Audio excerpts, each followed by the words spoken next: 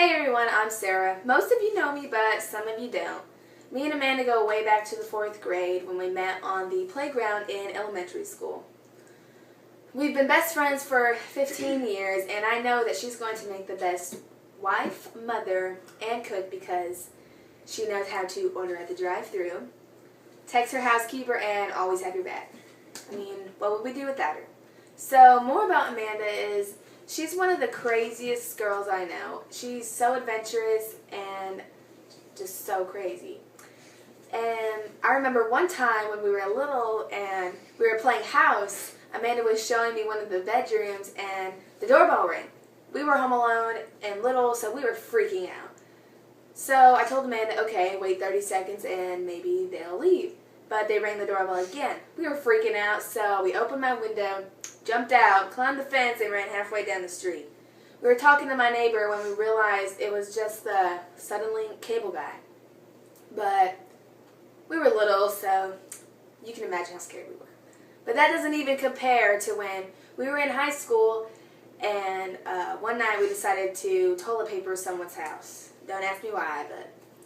So in the middle of toilet papering this girl's house, the cops show up. Everyone was freaking out. We didn't know whether to stay or leave or run or just hide. But by then it was too late and the cops were already walking up towards us. We were telling the cops our story when we couldn't find Amanda. So after talking to the cops and after they called their parents, we called Amanda and she ended up sprinting to one of our friends' house who was with us, running in her house and staying there alone because she heard the cops. I swear there was never a dull moment with that girl. So speaking of high school, it's always great to have your best friend by your side. I mean, that's the whole point, right? I noticed a lot about Amanda. She really found herself and displayed her true character. Amanda is one of the most girliest girls I know, yet somehow she's also one of the most countryest girls I know. Amanda would rather be riding four-wheelers or sleeping in a tent than shopping or even sleeping in her own bed.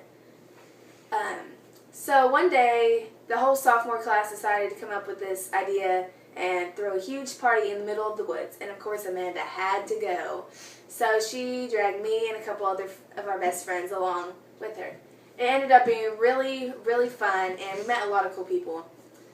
One in particular was Corey. The next day, that's all Amanda could talk about was him.